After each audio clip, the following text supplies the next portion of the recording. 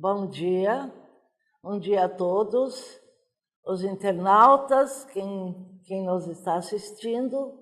Estou aqui, daqui eu consigo olhar por uma janela, lá nos fundos, eu vejo aquela chuva, vejo um pedacinho de mata e a chuva caindo.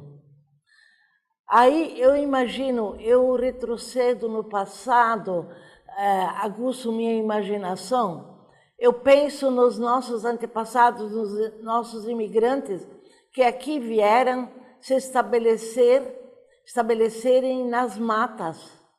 Vocês já imaginaram numa mata onde não tinha nada, só árvores, feras, perigos, solidão, a chuva caindo?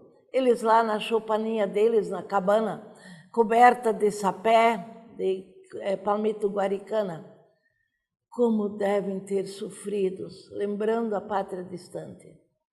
Bem, mas é passado, eles foram heróis, eles aguentaram o ripuxo, como se diz, ficaram aqui e fundaram a nossa bela cidade, nossa hoje bela cidade, Timbó, Blumenau, os arredores. Eu vou falar um pouquinho sobre a imigração, principalmente a alemã, que foi a primeira a vir aqui, a se estabelecer no Vale do Itajaí e no Médio Vale. Eles vieram da longínqua Alemanha, primeiramente no Vale do Rio dos Sinos, no Rio Grande do Sul, foi aí que começou. Mas, como eles tinham um certo espírito aventureiro, eles seguiram adiante, foram até Blumenau. O primeiro a se estabelecer em Blumenau, que eles chamavam de Vorstadt, que hoje é a Rua Itajaí, foi o Peter Wagner. Ele era conhecido sob a alcunha de Peter o Aventureiro. Ele se estabeleceu, ele e um primo dele. Desculpe. Aonde então construíram um engenho de farinha de mandioca.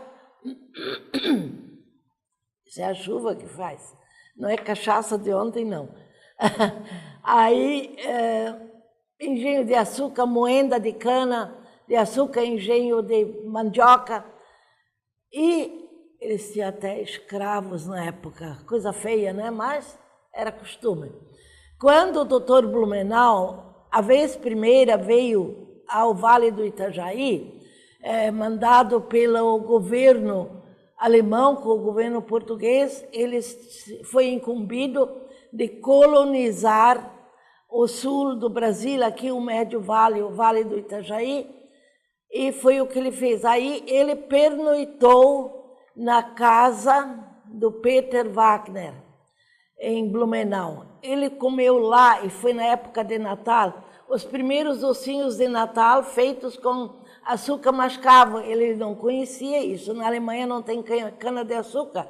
Aí o açúcar é extraído da beterraba, né? Então, assim começou tudo. Aí o doutor Blumenau, incumbido de trazer famílias para colonizarem o Vale do Itajaí, mais propriamente dito Blumenau, foi o que aconteceu. Blumenau, como sabemos todos, era uma colônia muito grande, ia até Rio do Sul, Benedito, Doutor Pedrinho, Pomerode, pertencia tudo a Blumenau. Esses municípios mais tarde, então, vieram a ter sua autonomia e virar município. Aí, a de Blumenau, como eu já falei, o imigrante tinha um certo espírito aventureiro.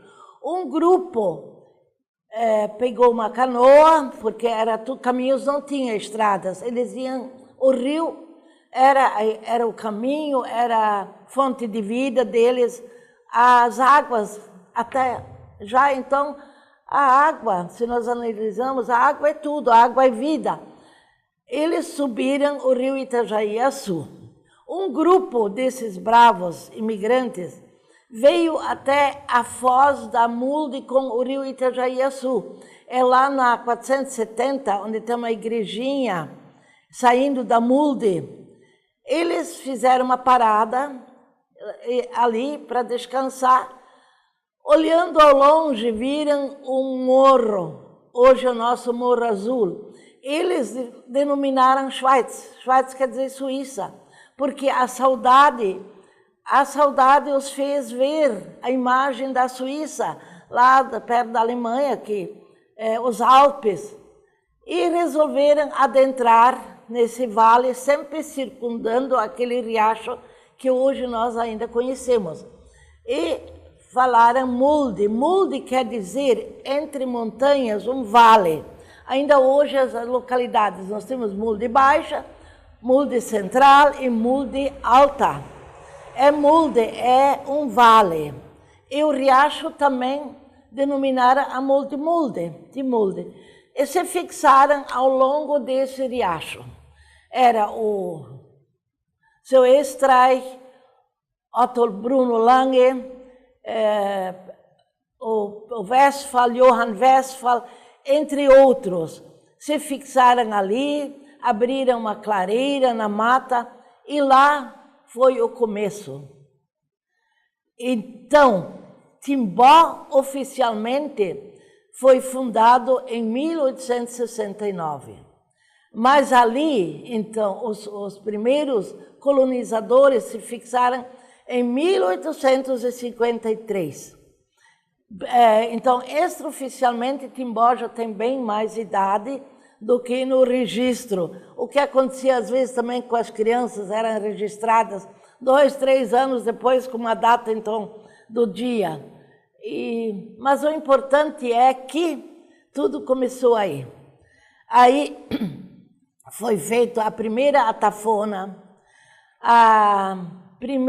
o primeiro salão de baile, tudo aconteceu lá. Por quê? O imigrante aqui não trouxe só saudade, aqui ele não trouxe só melancolia, aqui ele trouxe o amor ao trabalho, mas também o amor às atividades lúdicas, a bailes, a reuniões festivas, o lado bom também eles não esqueceram, e aqui deram continuidade dessas, por exemplo, o Schützenfest, a festa dos atiradores, veio com os primeiros imigrantes. Ainda sábado passado, eu fui numa festa de rei lá no Varno, porque eu dou muito valor a essas tradições que fazem parte das nossas raízes e creio que a gente tem que preservar. Um povo sem raiz, eu acho que é um povo assim triste, um povo que nem uma nau à deriva no mar, né? Nós temos que ter nossas tradições. Ali eu vi a sociedade de lá, foi fundada em 1873. Entre as sociedades Cacetiro, são as 3 primeiras. Primeiro Blumenau, depois Brusque, e a terceira foi Varno e Mulde. Na Mulde Central tinha uma sociedade de caça e tiro também, a qual em 1940, na época da guerra, quando foi proibida a língua alemã, ela implodiu. Não podia mais, porque falava tudo em alemão, toda a tradição era o Hauptmann, o Ritter, der König e daí para fora, tudo em língua alemã. A maioria também nem sabia falar o vernáculo português. Mas já falando dessas sociedades de caça e tiro, eu quero aqui falar e pedir a quem me ouve, onde existe o rei e seus cavaleiros. A gente lê, eles fazem cavalheiros, não é? Porque vem do alemão. Der König é o rei. Die Ritter são os cavaleiros. O rei tinha seus cavaleiros com ele. Então, se vocês renovarem aquelas faixas que tem, onde diz, muitas ainda diz cavalheiro, por favor mudem, façam cavaleiro, porque é traduzido do alemão para o português. Ritter é cavaleiro. Pode ter um cavalheiro que é cavaleiro até, porque cavalheiro é uma coisa e cavaleiro é outra. Cavaleiro é aquele par da Amazônia que vai a cavalo, né? Isso é só um lembrete, porque quando nós preservamos, eu acho, e traduzimos, vamos fazer correto, fica bonito. Mas enfim, então essas são uma das das tradições trazidas pelo imigrante. Nós tínhamos muito, os imigrantes tinham muito trabalho em mutirão. Por exemplo, alguém queria construir sua casinha, todo mundo se reunia e ajudava. O mesmo acontecia porque era plantado então cana-de-açúcar e como nós somos uma terra onde existem muitas frutas, faziam o mousse, o schmia, como o Hunsrück, lá do oeste do Rio Grande do Sul diz schmia, para aquela geleia que a gente costuma fazer também em pequenas quantidades, mas aí era feito com o caldo da cana-de-açúcar, a garapa e as frutas. Aí, na época, por exemplo, da goiaba, ou da laranja, da tangerina, então toda a região tinha um dono de um engenho de açúcar, onde fazia o açúcar mascavo e também fazia o mousse. Aí as pessoas se reuniam à noite para preparar as frutas. A goiaba, por exemplo, tirar a semente, a laranja, a tangerina, descascar, também cortar, tirar a semente. Todo mundo se unia e fazia em conjunto. No final, existia o muspal, também é uma tradição. Muspal era o baile do mousse, eles faziam nas casas, com ou um gaiteiro, mas o mais comum era bandoneon. A turma se reunia com um schnapps, uma cachaçinha, um licor, porque cerveja era raro, ou então a cerveja que eles mesmos faziam, que é o Enverbir, cerveja de gengibre, que não tem teor alcoólico nenhum, ou um licorzinho, ou mesmo uma cachaçinha pura, feita em alambique, aquela cachaça sem soda que a gente vê às vezes no comércio, aquela cachaça barata, mas não é aconselhável. Enfim, aí festejavam, eles se reuniam muito. As pessoas, na outrora, eles tinham muito mais tempo um para o outro. Também não existia televisão, né? Não existia internet, não existia tanta coisa a mais, mas existia calor humano, existia solidariedade, que hoje às vezes eu sinto falta disso.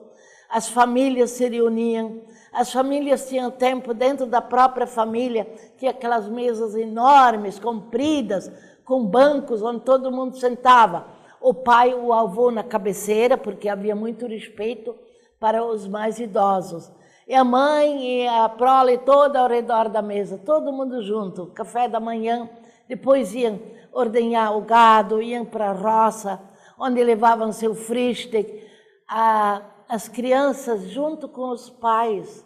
Havia aquele convívio gostoso. Hoje, as crianças logo cedo têm que ir para a creche, que a mãe tem que ajudar no orçamento da casa, tem que trabalhar creche, jardim, pré-escola. As crianças passam de noite, os pais vêm ao trabalho, geralmente as crianças já estão dormindo. Então são, entre aspas, crianças órfãs. Antigamente não, o pai e a mãe sempre juntos, sempre... Era uma vida feliz, eu acho, feliz. Hoje também, claro, a gente tem que se adaptar sempre aos novos tempos, à nova realidade. Mas que deixa saudade, deixa. Mas enfim, então assim foi o começo da Mulde. Aí, da Mulde, Mulde Central, Mulde Baixa, Mulde Central, ao pé do morro, onde hoje é a tafona do Sigvard Kästner, aí construíram a primeira tafona, o seu Estrei. De lá foram subindo ao Morro Azul, o Blaue Berg ou a Schweiz. Blaue Berg quer dizer Morro Azul. Não tem nada a ver porque lá tem Hortência, que é o Morro Azul, nada. Olhando à distância, ele tem um tom azulado. Bem, aí eles subiram, aí tinha uma estrada adjacente, subindo à direita para Pomerode, hoje conhecido por Tifa Krüger. Mas os imigrantes denominaram Morgenland Tiefe. Morgenland Tiefe, Tiefe é fundos, hoje eles dizem Tifa. Também é uma palavra que nem existe, Tifa, é Tiefe. Tiefe quer dizer fundos. Então, Morgenland Tiefe. era a terra do amanhecer, certo? Terra do amanhecer, por quê? É nesse lado que nasce o sol. Mais adiante um pouco, hoje conhecido, à esquerda, conhecido por Tifa Pires, que na época do prefeito Alidor Pires, ele assim denominou. Tifa Pires, que na realidade poderia ser Tifa Reichel, porque lá dentro é tudo Reichel que mora, né? Reichel e descendentes. Essa era denominada Abendlandtiefe, terra do anoitecer. Veja que coisa bonita, romântica. Terra do amanhecer e terra do anoitecer. É bonito. Até eu pretendo falar com os mandantes da Câmara para nós colocarmos o nome original. Deixar o atual, claro, mas entre parênteses, talvez o nome original, como foi, que a história é muito bonita. Bem, aí seguindo adiante, nós temos hoje aquela igrejinha luterana. Não existia sempre. Por ali tinha uma escola. Antes da igreja à direita, tinha uma escola alemã feita em estilo enxaimel, como todas as escolas. Antigamente, também a comunidade tinha construir sua escola, pagar seu professor, que geralmente veio da Alemanha, era um professor alemão, que tudo era em língua alemã. Então, aqui era uma pequena Alemanha, até que veio a Segunda Guerra Mundial, e ó, nhec, nhec, nhec. Italiano, alemão, da noite para o dia, cortado, foram presos. Isso é uma outra oportunidade, a gente pode falar um pouquinho aqui, embora eu não gosto de falar muito do lado negativo, como, bom, vamos deixar para lá. Vamos esquecer as guerras e vamos falar no bonito. Aí, seguindo, antes daquela igrejinha, à direita, nós temos um cemitério. Cemitério faz parte. Para mim, um cemitério na cidade é o maior monumento de uma cidade. Se eu vou numa cidade, eu procuro ir num cemitério. Eles me chamam de abutre, de caça defunto, não é nada disso. Ali eu vejo a idade, mais ou menos calculo a idade daquela localidade, o nome das pessoas, através das pessoas a gente vê a origem delas, enfim. A maneira de ser, porque muitos têm um versículo, muitos têm um poemazinho, Harre hoffe nicht vergebens, espere. Harre é o alemão arcaico, Harre quer dizer espera. Espere não em vão a volta do Senhor, né? Harre hoffe nicht vergeben, auf der Wiederkehr des Herrn. Então tem essas coisas bonitas, são bonitas. O cemitério não é bonito, mas faz parte da nossa vida. Mas o que eu quero falar, quando nós observamos, e como eu já falei, o sol nasce à direita lá do cemitério também.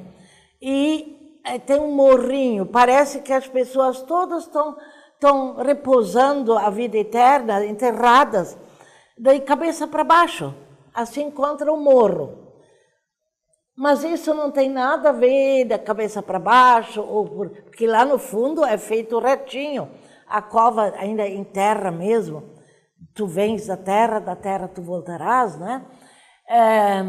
É porque o costume, a tradição antiga é que quando a pessoa dorme, ela é para estar virada não, contra o sol poente, com a cabeça, onde o sol descamba, né?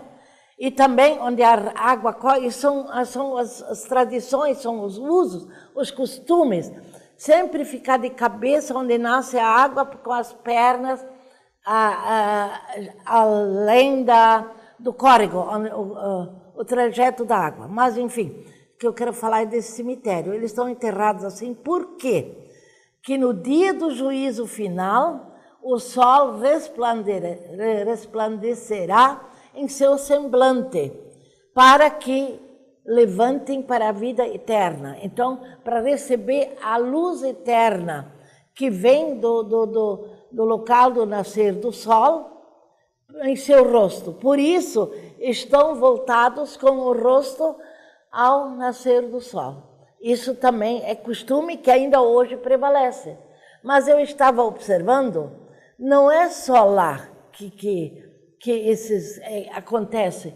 Os nossos cemitérios também, aqui no centro de Timbó, na Mulde Baixa, até no cemitério novo, eu vejo que também as pessoas ainda são enterradas dessa maneira.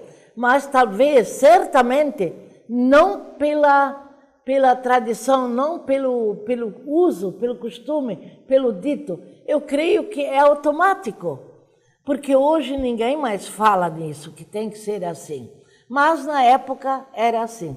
Mas, gente, o tempo está correndo, eu já falei tanto, queria falar tanto mais. Tem tanta coisa bonita a falar da nossa história, das nossas tradições. Timbó, por que o nome Timbó? E para que é útil essa planta Timbó? Numa próxima oportunidade, se vocês permitirem e tiverem paciência de me ouvir, eu falarei mais. Mesmo sem microfone, porque eles sempre dizem que eu sou tarada para microfone. Não é nada disso. Eu gosto de falar e gosto de repassar a nossa história para que ela não morra, porque é bonito e não faz tanto tempo que tudo isso aconteceu. E tem cada fato pitoresco, fatos cômicos, fatos menos cômicos, mas realidades. Então, até uma próxima oportunidade. A todos vocês, um bom final de semana, porque já quinta-feira a semana já declina, já estamos quase outra vez num fim de semana, o tempo corre muito rápido, dizem que é a tal da ressonância Schumann, né? Não sei se vocês já... Quem sabe um dia aqui vou falar disso para vocês. E eu creio mesmo que é isso, o tempo é mais rápido. A gente acorda, já é hora de se recolher e pronto. Bom dia a todos. Obrigada.